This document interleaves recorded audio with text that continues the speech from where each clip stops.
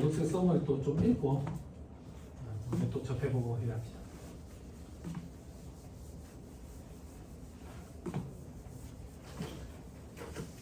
뭐 맞았어? 너 뭐 먹었어? 국밥? 국밥 어디? 이름 기억이 안 나? 맛이 없었구만. 맛있었는데 이름 기억이 안 나? 만수무강? 아니야? 아 그래? 무슨 국밥인데? 어? 아왜야 돼지국밥이야?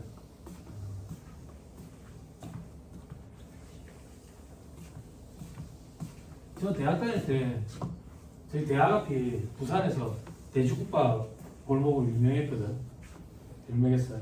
그래가지고 되게 오래된 집이 있었거든. 그때 그 이름 터줏집인가 했던 그래. 그래서 이제 학교 다닐 때 대학 1학년 때 술만 먹으면 이제 돈이 없으니까 집에 안 가고 택시비 없으니까 그 학교에서 밤샘하고 뒷날 새벽에 가서 이제 국밥으로 해장하는 거지. 해장하는 건데 학교 선배, 2년 선배, 구치학번 선배 중에 한 명이 그 옆에 있는 국밥집이 자기 고모집인 거야. 그래서 이제 거기 가자는 거야. 그래서 거기에서 먹었는데 거기는 내 스타일이 아니야. 아니 그다음부터 너무 곤란한 거야. 그리고 외모가 또 눈에 튀잖아. 그러니까 가면 다 알아봐. 그러니까 저 자식도 저기 가서 먹네 이럴까봐 그랬던 기억이. 모자 쓰고 가서 살짝 먹거든. 지금도 앞에 그 국밥 골목이 있는지 모르겠네. 있어요. 아직도 있어요.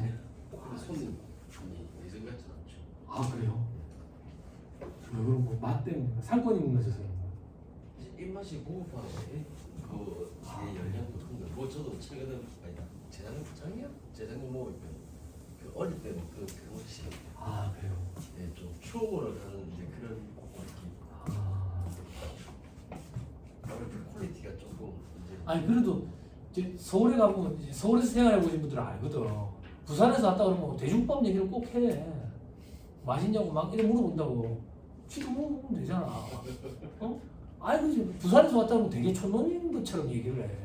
집에 다 배가 있는 줄 알아. 어? 있다고 하면 돼. 아니 왜 그걸 굳이 너 부인하고?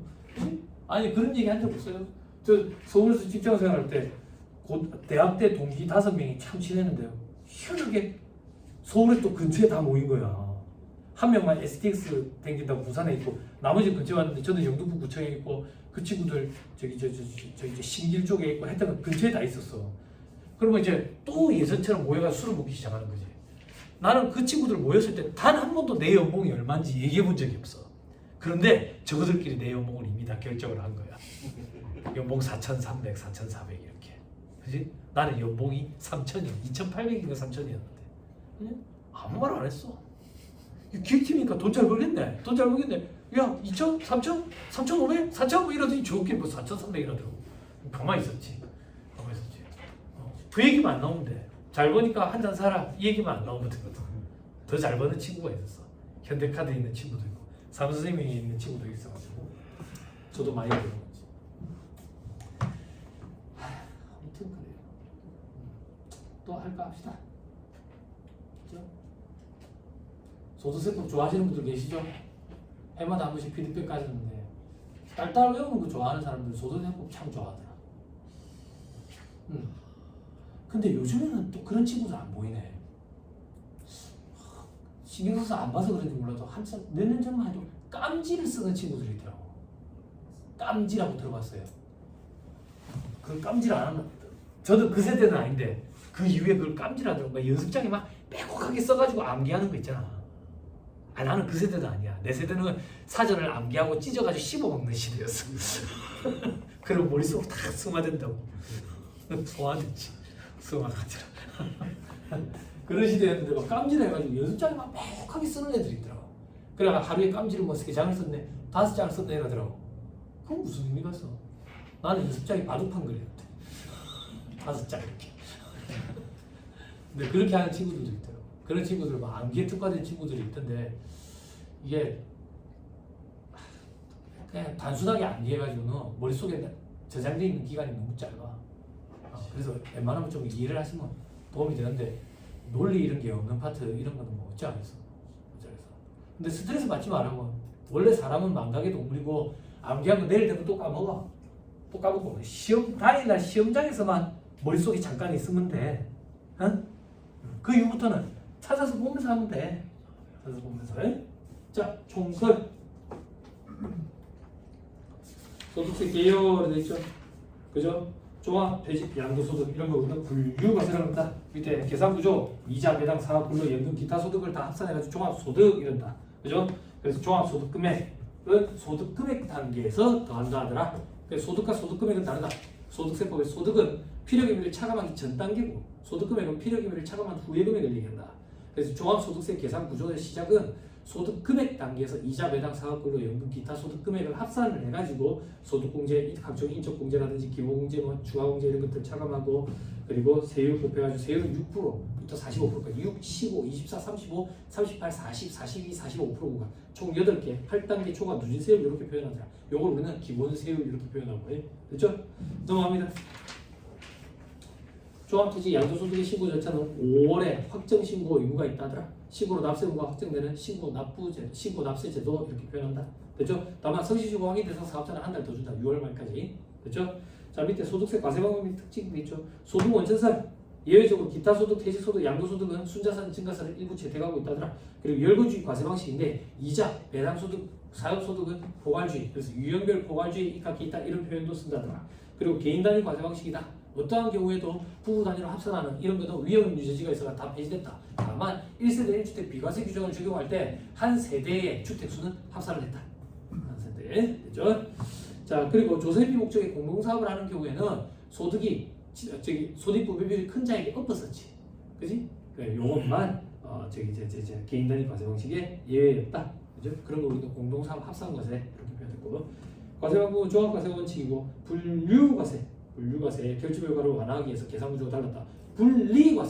분리과세는 완납적 원천징수라고 표현했죠. 원천징수는 과세 문제가 종결되는 거. 그럼 나머지는 종합과세. 종합과세는 원천징수 안 하냐? 하는데 예납적 원천징수라고. 그지? 기납부 세액대로 차감하는 거지. 그렇죠? 넘어갑니다. 자, 납세용자, 거주자와 비거주자.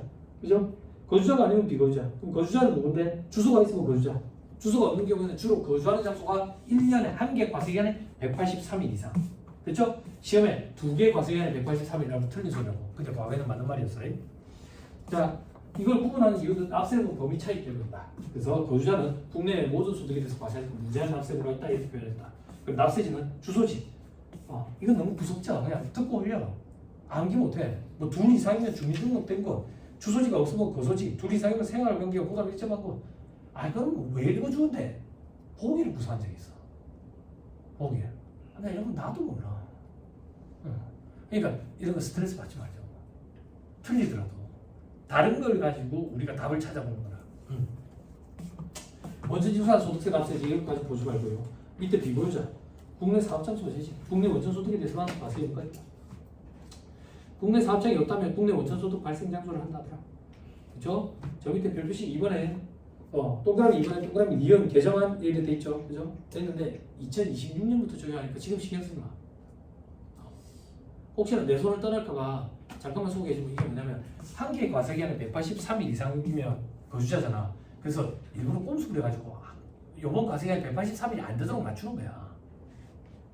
맞추는 거야. 그래서 그런 걸 보완하기 위해서 그냥 계속해서 183일 이상이래.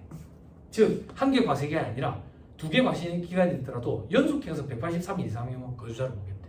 이런 규정을 한 개 다 집어넣었는데 여러분 시험 볼 때는 시험 치기 전날 세법 기준으로 하니까 그때는 적용이 안 될 거야. 적용이 안 될 거야. 그렇죠? 자, 밑에 별표 3번에 특례도 있죠. 단기 외국인 근로자 특례죠. 그죠? 단기 외국인 거주자 특례. 그죠? 183일 넘으면 이제 거주자가 돼가지고 과세 문제가 생기는 거야. 그러니까 안 들어오려는 거야. 그래서 단기 외국인 거주자 특례라 가지고 이런 경우에는 과거 10년을 가지고 5년 이상 있지 않았으면 거주자로 보지 않겠대.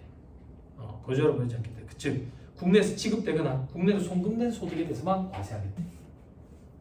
특혜를 주는 거야. 그렇게 해가지고 외국인 기술자들이 유치하는 거지. 그죠? 밑에 거주자 비거주자 구분 사례돼 있죠.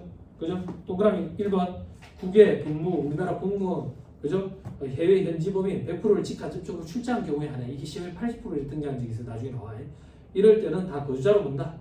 그때 납세지는 가족이 살고 있는데 생활비까지. 자 동그라미 이번에 다음 자는 국내 주소가 있는지 국내 거주기간 상관없이 전부 다 비거주자예요. 주한 외교한 가족들 당연하지. 왜? 중위 대사로 가 있는 우리나라 사람들 우리나라 입장에서 거주자거든. 그럼 저 나라 입장에서 비거주자지. 그렇게 악으로 맞추는 거지. 됐지? 동그라미 니네 군대 군인들 이런 사람들이야. 다음 페이지. 동그라미 1번 국내에 거주하는 개인은 국내 생계를 같이 하는 가족이 있고 그 직업 및 자산 상태에 비추어 계속해서 183일 이상 국내에 거주할 것으로 인정될 때 국내에 주소를 가진 걸로 거주자로 보겠다고 얘기해요. 동그라미 2번에 반대로 국외에 거주 또는 근무하는 자가 외국적을 가졌거나 국내 생계를 같이 하는 가족이 없고 다시 입국해서 주로 거주하리라고 인정이 안 된다. 그럼 비거주자도 그 얘기야. 그죠? 외국 선박 항공기 승무원은 국내 그 근무기간 외에 체류하는 장소가 있으면 거주자로 보겠다. 국외일 때 그리고 그 나라 즉 우리나라에서는 비거주자로 보겠다. 거주자 또는 비거주자가 되는 시기 비거주자가 거주자로 되는 시기는 그날 기준이다. 국내 주소를 든 날 주소가 있는 것으로 보는 사유가 발생한 날 183일이 되는 날부터 바로 거주자. 거주자가 비거주자로 되는 날은 이민 간 날의 다음 날 이렇게 따진다. 됐죠?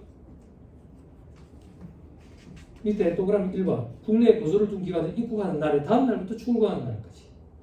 됐죠? 동그라미 2번 거주를 둔 기간이 한 개 과세기간 동안 183일 이상인 경우에 거주자 한 개 과세기간 과거에는 두 개 과세기간이었다. 동그라미 3, 4번 국내에 거주를 두고 있던 개인 혹은 재외동포가 질병 목적, 질병 치료 목적, 관광 목적으로 일시적으로 나갔을 때 일시적으로 들어왔을 때 이런 경우에는 그냥 국내에 있었던 걸로 혹은 국내에 없었던 걸로 기산해가지고 거소 여부를 판단 183일 여부를 판단하겠다. 됐죠? 다음에 이제 법인으로 보는 단체 그죠? 국세기본법상 법인으로 보는 법인 아닌 단체는 비영리 내국법인으로 봤었죠. 그죠? 그죠? 법인으로 보지 아니하는 법인 아닌 단체는 소득세법을 적용받는 데죠. 1거주자 아니면 공동사업을 본다 그랬어요. 그죠? 자, 국내 주사무소 사업의 실질적 관리 장소를 둔 경우에는 1거주자, 그 밖의 경우에는 1비거주자를 본다더라. 밑에 이익이 분배된데 반가를 이번에 분배가 전부 확인이 되면 각 구성원별로 납세분을 지고 저 밑에 일부 분배만 확인이 되는데 동그라미 확인이 되는 것은 구성원별로 납세분을 지고 확인이 안 되는 것은 단체 자체가 그냥 1거주자예요. 공동사업이 아닌 거예요. 분배가 확인이 되면 공동사업이고 그렇게 본다. 얘기해요. 말이 좀 어렵죠. 특수한 경우에 납세 의무 공동사업 합산한 것에 연대 납세 의무 손익분배율에 해당하는 그의 소득금액을 한도로 해가지고 이게 독특했죠. 연대 납세 의무는 원래 한도가 없잖아. 그지? 근데 이거는 자기 소득금액 한도로 해가지고 상속 비상속인 소득금액에 대해서 과세하는 경우에 소득세에 대해서 상속인이 납세 의무를 지는데 납세 의무를 쓴기만 하지 소득은 구분한다고요. 구분해 합산하면 안 돼. 넘어갑니다. 분리과세 소득 신탁재산 신탁이 이익을 받은 수익자 이익이 귀속된다. 근데 예외적으로 위탁사한테 귀속되는 경우도 있다. 공동소유자산 볼 필요 없고 과세기간 1월 1일부터 12월 31일이다 무조건 5월 말까지 확정신고하고 사망일까지다. 그리고 소득세 신고 기한은 상속세 신고랑 똑같이 맞춰놨다. 상속세 신고는 상속기실이 속하는 달에로부터 6개월이 되는 달의 말일까지거든. 소득세 신고도 그때까지 같이 해. 자, 이민 가는 경우에는 과세기한이 출국일까지고 출국일의 전날까지 소득세 신고를 해야 된다.